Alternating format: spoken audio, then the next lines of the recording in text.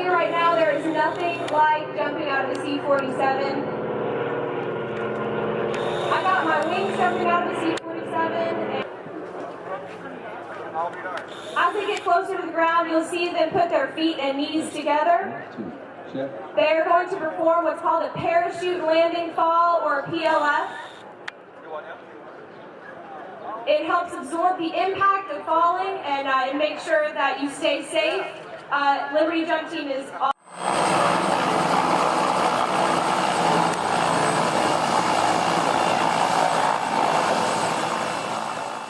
on drums, Jerry Hancock on bass. My name's Byron Haney, and we are Faster Horses. Thank you.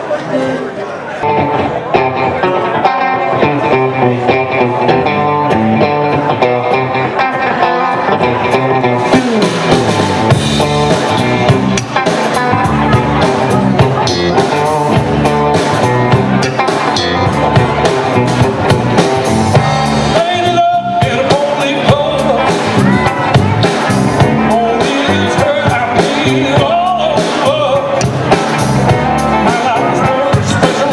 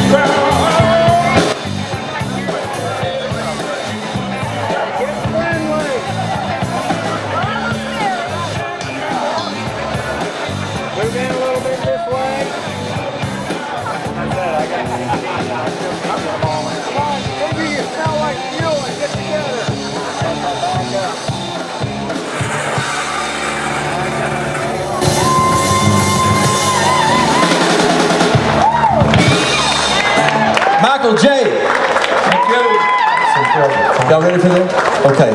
We're going to take another little break. I think they're ready for the ceremony to begin, so everybody pay attention, and we're going to honor some folks, and glad y'all are here. We'll be right back, folks. Thank you very much. Didn't get a bunch of feedback or something. Hey, good afternoon, everybody. I'd like to thank you for being here for our 4th annual Hops and Props.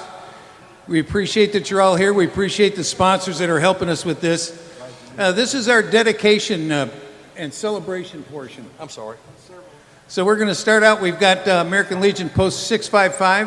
Is that right? 655? And they're going to present the colors. We'll then do the pledge, and then we'll get on with the presentations. So if you please stand.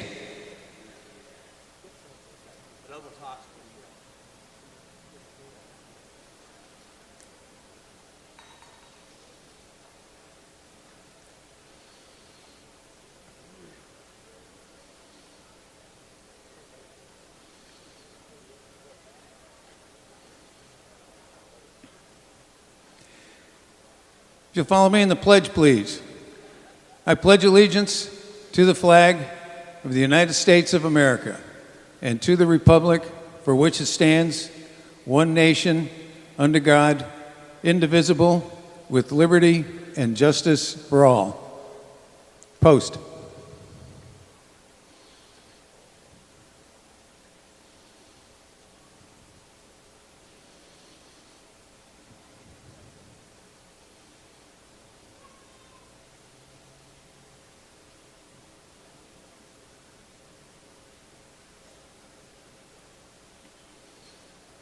Thank you, gentlemen. Take your seats, please. We've got a couple of dedications on the 2 aircraft that are behind you. We've been calling this our Top Gun dedication because of the F-14 Tomcat, the larger of the 2 aircraft, and the smaller one, the F-5 Tiger II. These were both airplanes that appeared in the movie Top Gun, and in fact the F-5, the blue striped one on the right, was actually one of the black MiGs in the movie. So it's an actual movie star, and if you're real nice to it, it may give you an autograph. We've got a couple of people, though, that are going to talk to you about the F-14 and what it meant to the people who worked on it and flew it. We're going to be introducing Captain Paul Payne and Rear Admiral Chris Sadler, so if those 2 gentlemen would come forward, please.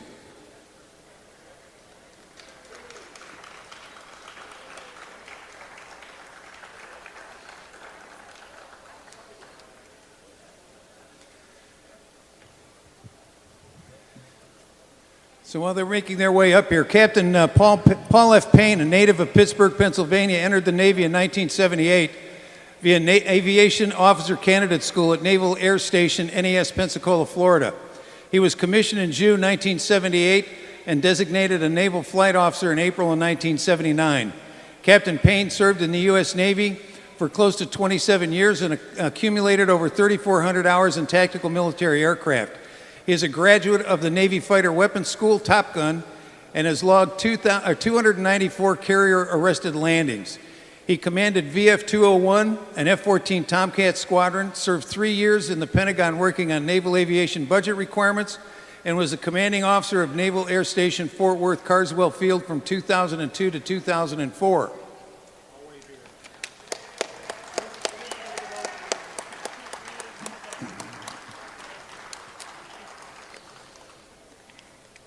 If I can get my papers to cooperate here.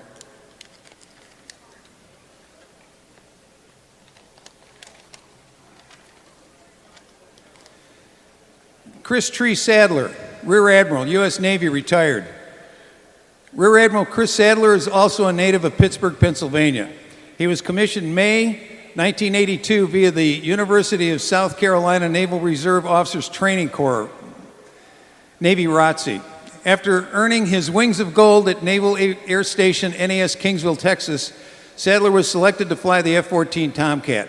Between 1984 and 1998, he accumulated over 2,000 hours in the F-14, 300-plus carrier-arrested landings, was designated a wing-qualified landing signal officer, and graduated from the Navy Fighter Weapons School, also known as Top Gun.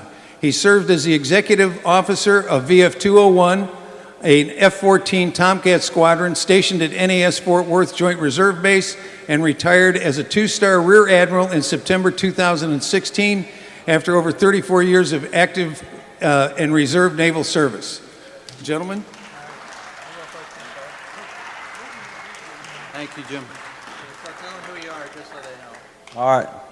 I'm Paul, and that's Tree. And we were honored to be the CO. I was the CO, Tree was my XO for VF 201, the last F-14 squadron based here at now NAS Fort Worth Carswell Field. And then we transitioned to the Hornet, became VFA 201, the Hornet Squadron, and Tree went on and commanded that squadron. So we thank you for being here.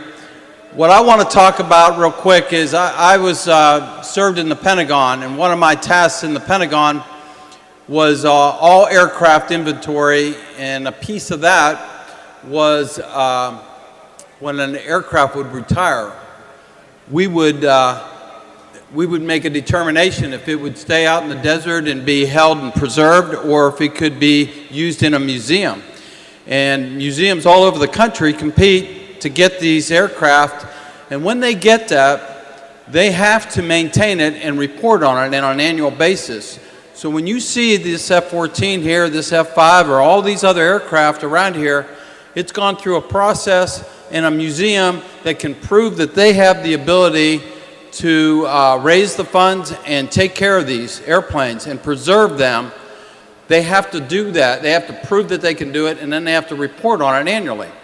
And I wanted you to hear that today because it's so incredibly important that we preserve our history so these stories can be told over and over again about what these aircraft have meant to our history and what the people here at the museum do.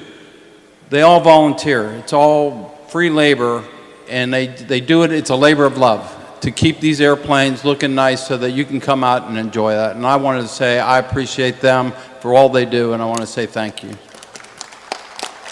And now the Admiral's going to tell you a little bit about the Tomcat.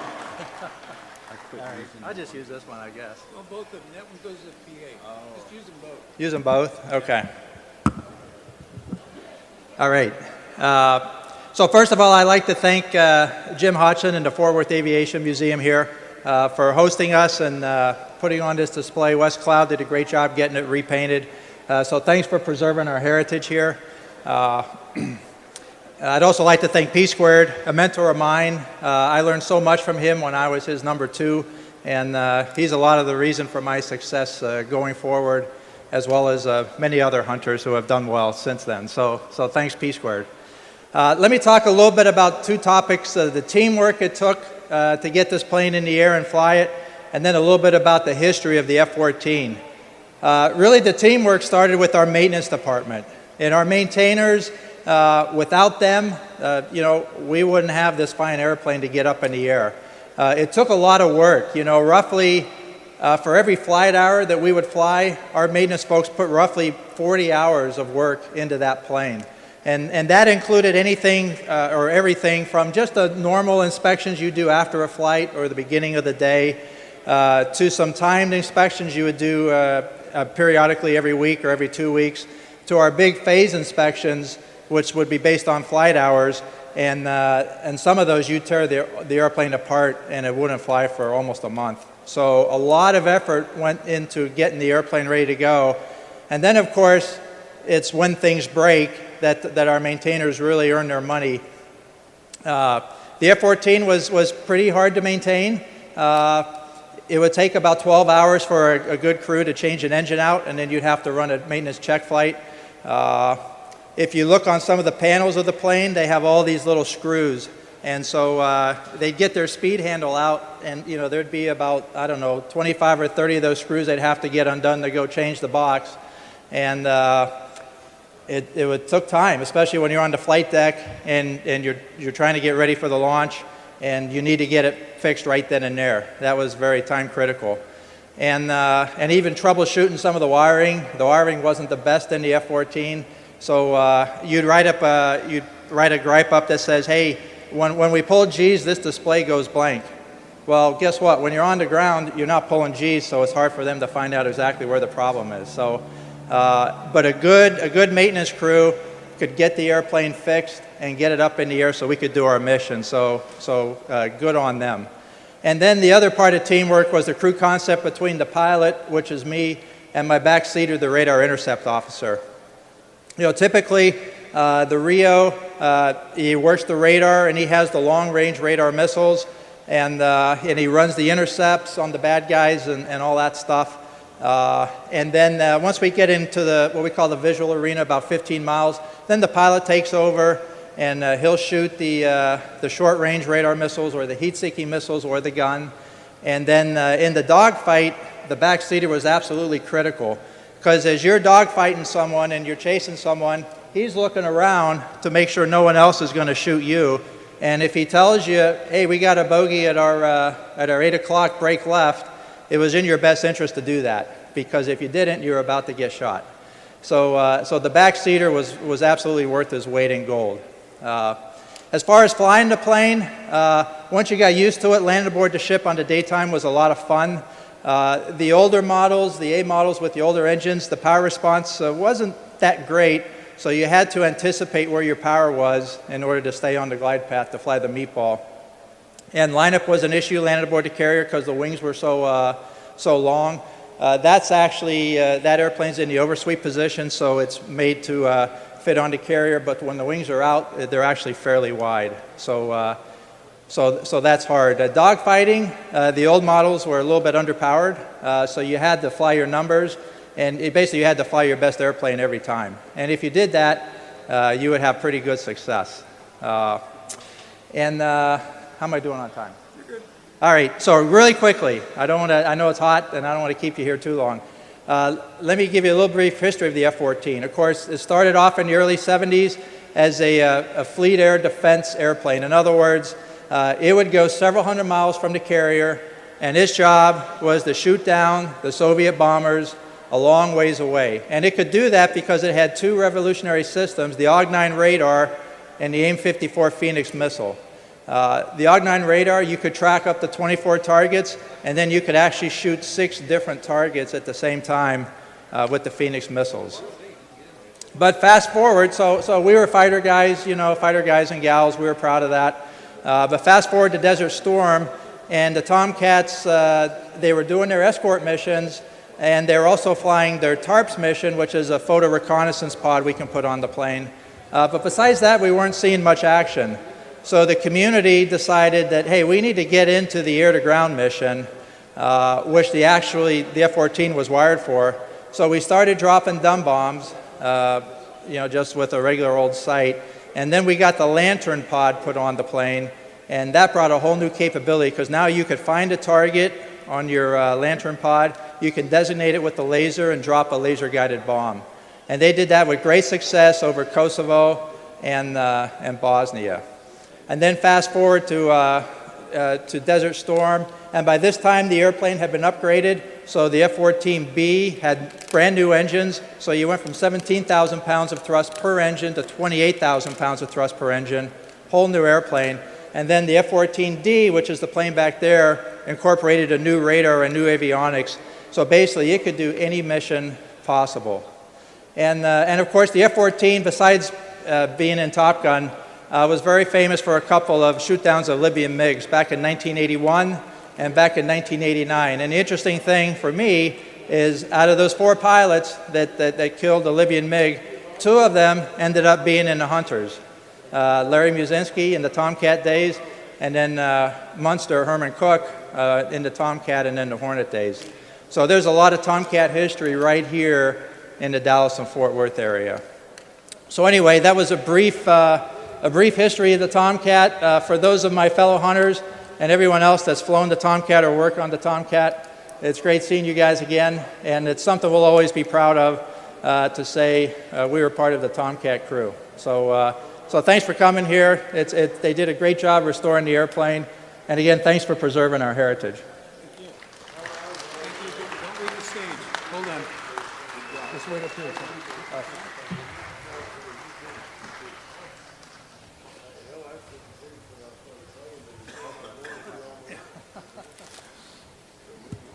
Get the mic down here where I can use it. Okay, we've got a couple of small presentations for these two gentlemen. The first one is to Captain Paul P. Squared Payne, in grateful appreciation for your valuable contribution to the dedication of the Grumman F-14D Tomcat Christine, number 159600. And by the way, our airplane, named Christine, was the longest serving F-14 ever.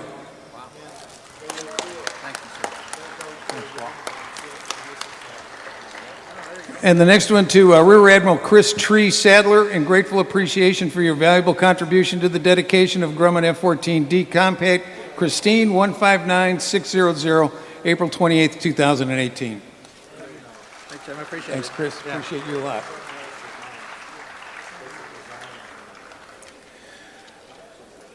Okay, we're going to talk briefly about the F-5. The F-5, we don't have anybody here to actually dedicate it, so we're going to do this one ourselves. F-5 is an interesting airplane because it was designed to be an export fighter.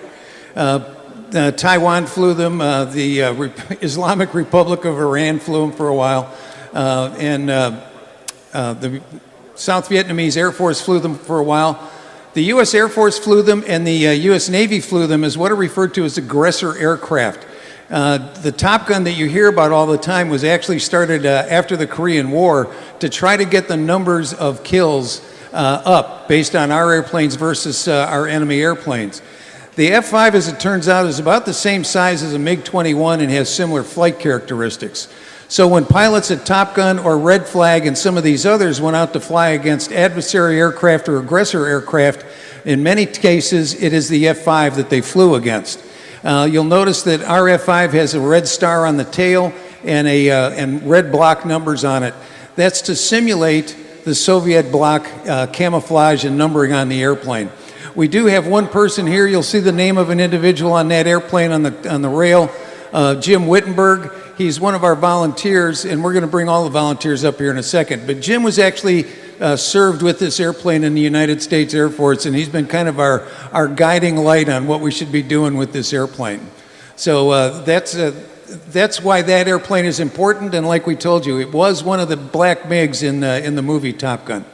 So right now I'd like to ask all of our volunteers to come forward who've spent time on either the F-14 or the F-5 restoration.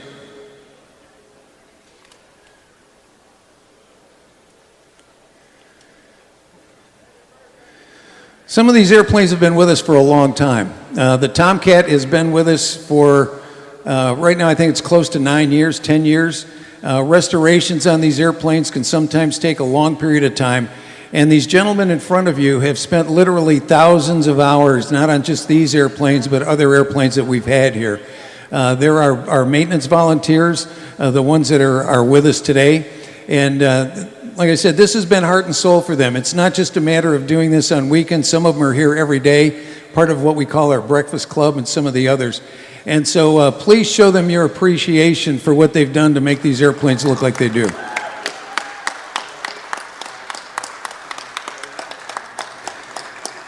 If you get a chance to meet any of these folks, look on their hat. You may see a little golden wrench on their hat, and they get one of those for every one of the airplanes that they work on here.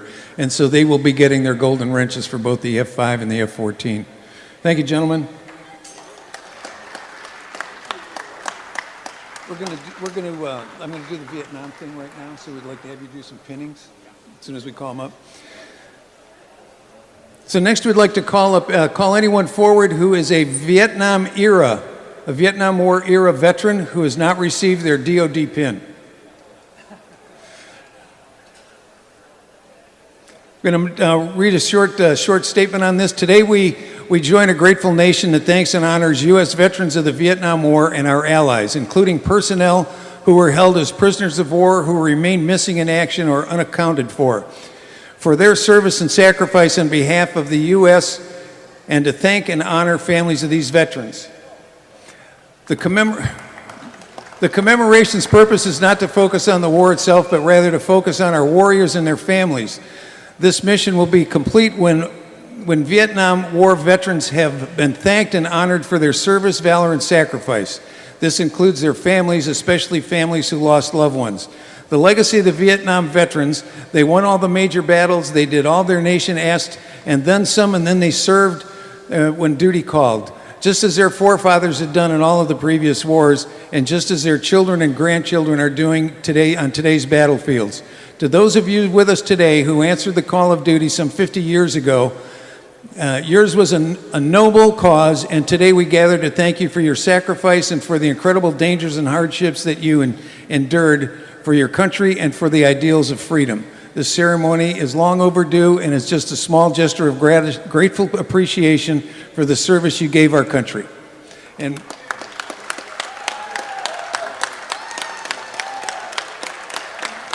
we did this last year, and we recognized a number of veterans, and we're going to ask Paul and Chris to present the medals to these gentlemen.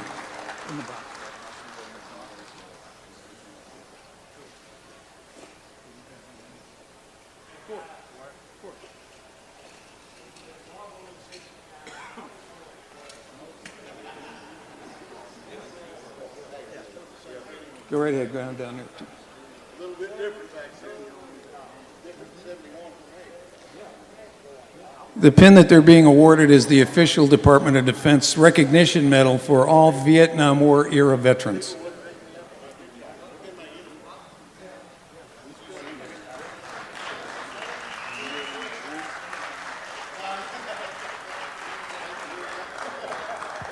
I see that one. That's what you're doing. Good job. Thank you. Gentlemen, if you turn around, there's somebody wants to get a picture right here.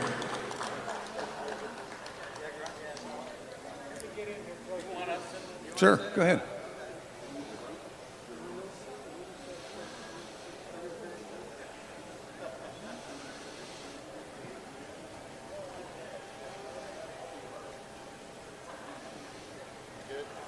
Thank you. And then we have our representative from the Civil Air Patrol here.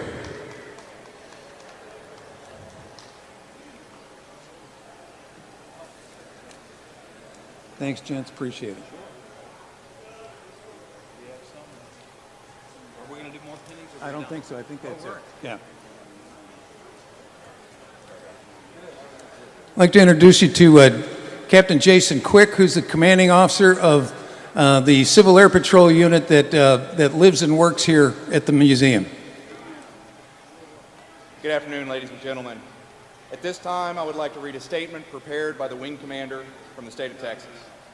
Annually, the United States Air Force Auxiliary Civil Air Patrol recognizes outstanding members and organizations for their dedication to aerospace education. Established in December the 31st, 1959, the Brewer Award serves as a memorial to Frank G. Brewer Sr. and his lifelong interest in aviation, youth, and education.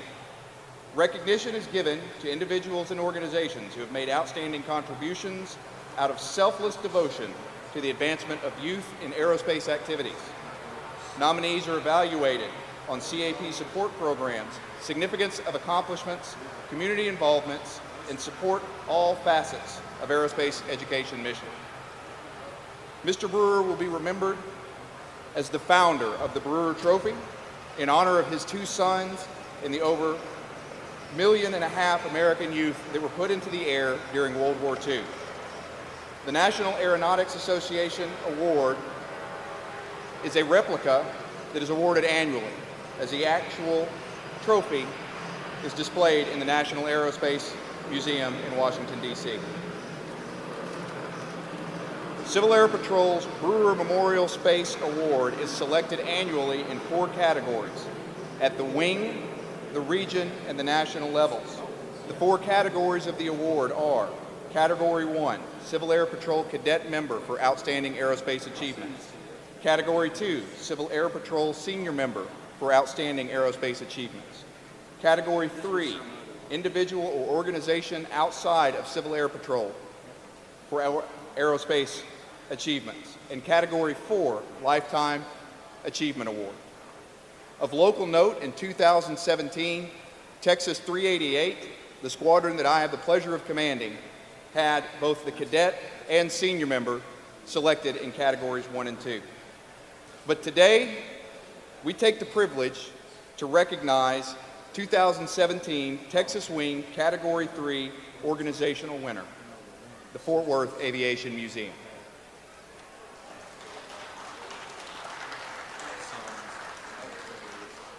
Citation as follows.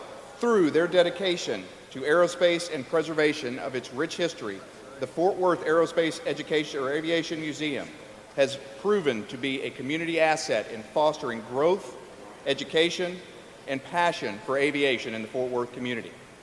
The Fort Worth Aviation Museum hosts the Texas 388th Composite Squadron of Group 6 Texas Wing Civil Air Patrol and opens its doors to them both as stewards of learning and mentors.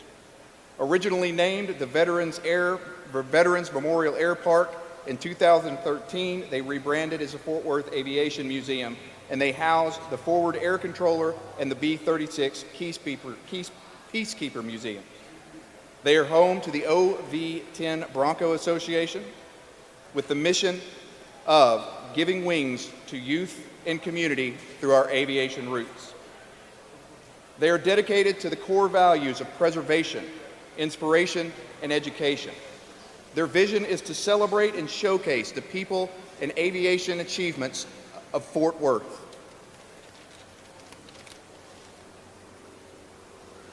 They are here to inspire youth and display the rich heritage of aerospace. The Fort Worth Aviation Museum Petting Zoo consists of 26 warbirds that spans a period of time from 1943 to present. Items in their collection must meet at least one of the following criteria. Must have a relationship to aviation history in the North Texas area. Must be used for observation or forward air control. Must have been utilized for forward air control or in the role of close air support. The museum is constantly working in the preservation of these aircrafts, and the Civil Air Patrol cadets are proud to share in their vision.